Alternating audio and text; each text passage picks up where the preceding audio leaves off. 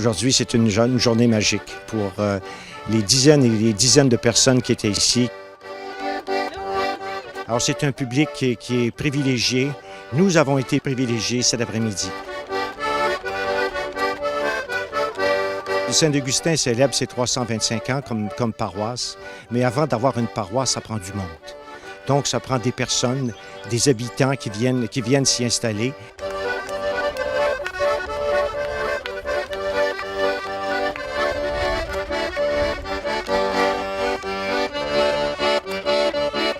Et aujourd'hui, on a rendu hommage aux personnes qui ont donné naissance à la paroisse de Saint-Augustin.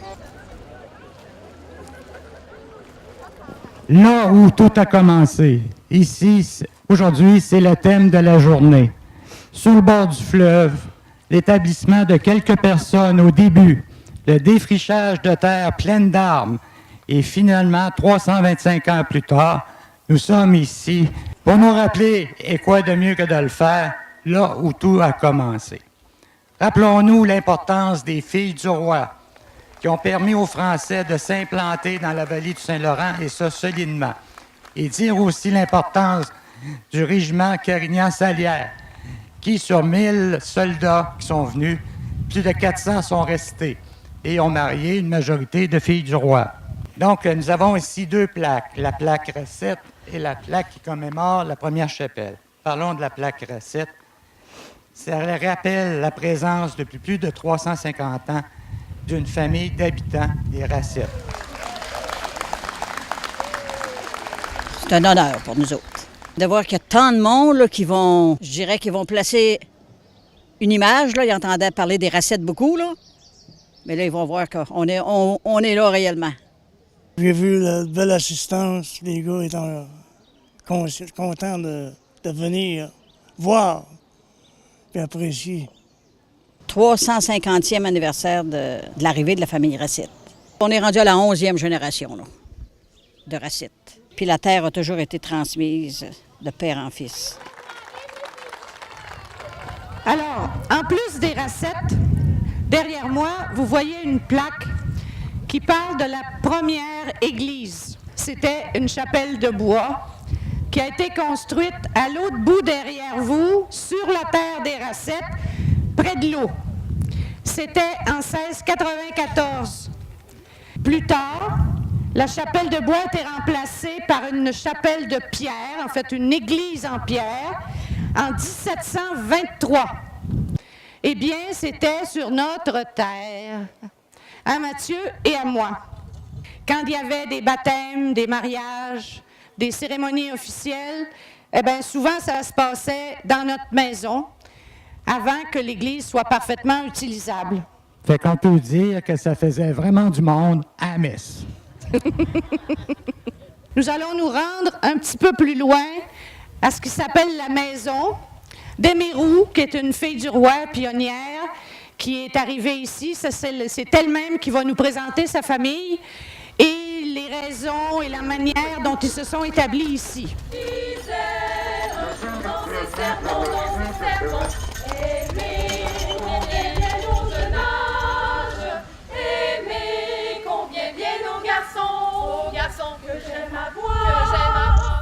Notre longue route de 325 ans, la devise des fêtes du 325e, c'est une histoire, un avenir. Aujourd'hui, on a marché l'histoire, mais on a mis les pieds dans l'avenir aussi.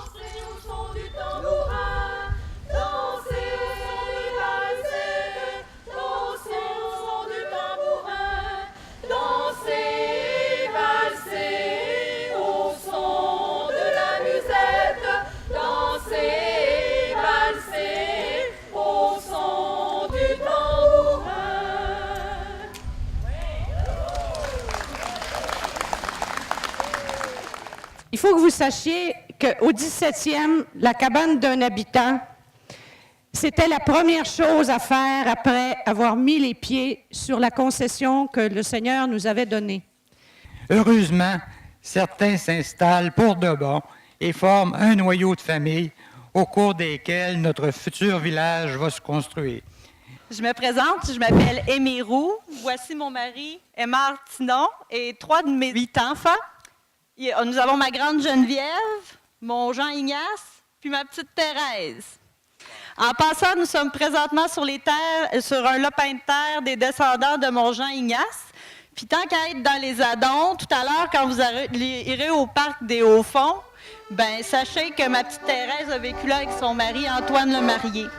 Alors, dans une communauté comme la nôtre, qui a 325 ans maintenant, ben, il me semble que c'était pour moi aujourd'hui un retour aux racines, un retour aux sources.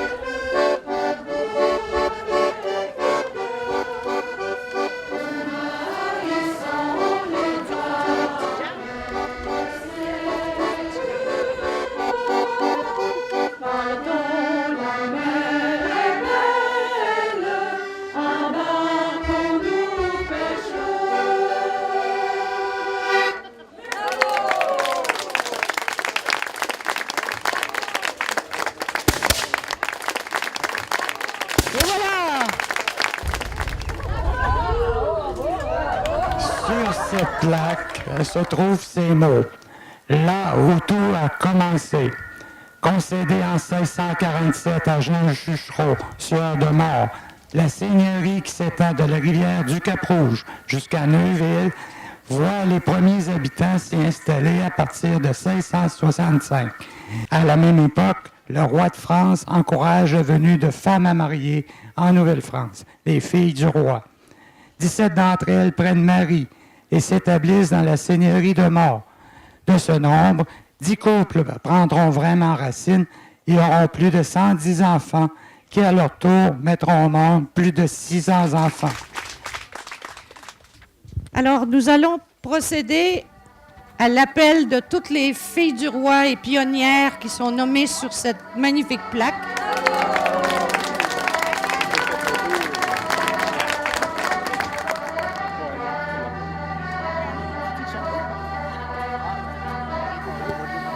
Alors, finalement, quand nous autres, on est arrivés ici, il y avait déjà du monde.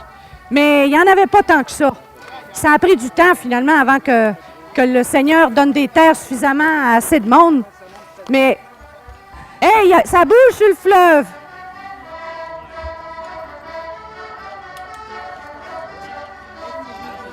Là où tout a commencé, c'est cette arrivée de Mathieu Amiot et de Marie Miville. D'après nos recherches, les recherches de notre historien Denis Desroches, on a la quasi-certitude que Mathieu Amiot et Marie Miville ont été les premiers, non pas à avoir une terre qui leur est concédée, mais à venir s'établir dans la seigneurie de Demort. Donc là où tout a commencé, a pris tout son sens aujourd'hui. Ben, ils ont l'air à s'en venir ici, hein? Ben, j'ai bien l'impression. Ben, je commence à trouver que ça nous ressemble à nous autres, certains. Ben, m'a t'avoué que ça te ressemble quand t'étais jeune. En pleine forme. On a fait un beau voyage. Merci pour l'accueil. Il est fort, mon Mathieu, hein? Hey! Eh bien là, je suis jeune. Ça, c'est nous autres, il y a 30 ans. C'est Mathieu puis Marie. Mais les jeunes...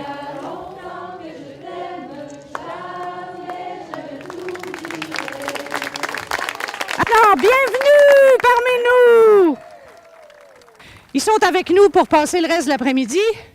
Le canot, tantôt, va être exposé à l'intérieur du chapiteau, sur une table, pour que tous ceux qui ont envie de toucher et de voir puissent le faire sans danger.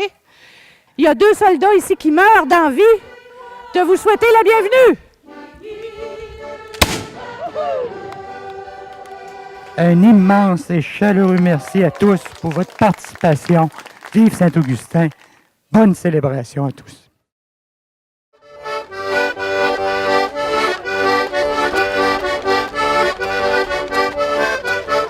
C'est un beau projet. On l'a démarré. Ces jours-ci, aujourd'hui, était l'occasion de fixer, je dirais, certaines belles pages, dont l'arrivée de Mathieu et de Marie Miville. Mais c'est un projet de documentaire qui a pour but tout simplement de faire revivre le village, le premier village de Saint-Augustin.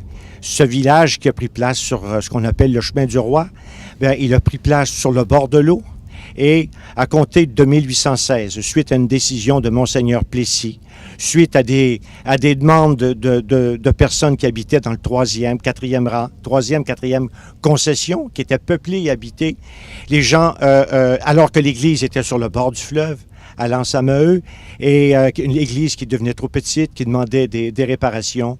Il y a eu toute une série de pétitions et autres, et Monseigneur Plessis a décidé qu'il y aurait une nouvelle église sur le rang 2, à environ 30 arpents du fleuve.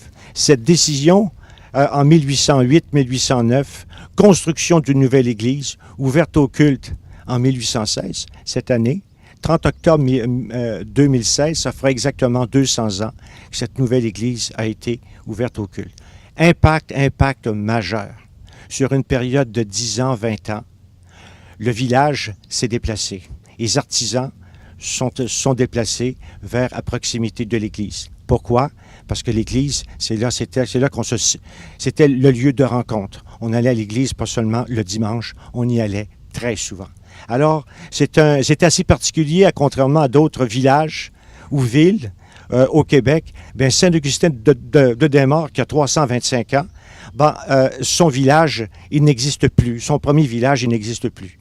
Et le second, qui est sur la route 2, la route 138 aujourd'hui, qui est le cœur de la ville de Saint-Augustin-de-Desmaures, a à peine 2 siècles. Alors, ce documentaire dont on démarre en collaboration avec la Société d'histoire des Filles du Roi, Société d'histoire de Saint-Augustin-de-Desmaures, c'est un beau projet. Également, c'est un projet que j'espère, puis nous devons, par mémoire, je dirais même par défi, de le mener à terme pour, si tu veux, passer cette mémoire à l'effet que comment, par une décision, on peut amener un déplacement de population. Et soyez rassurés, il n'y a pas eu de référendum à l'époque.